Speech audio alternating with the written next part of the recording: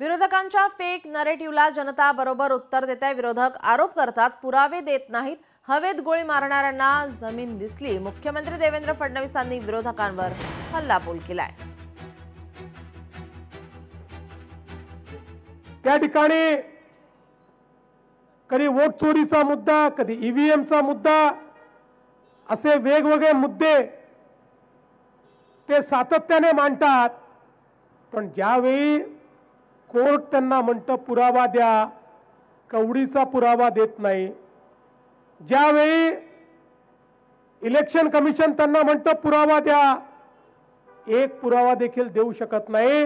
हवेत गोळीबार करणाऱ्यांना जमीन दिसलेली आहे, अजूनही सुधारले नाहीत।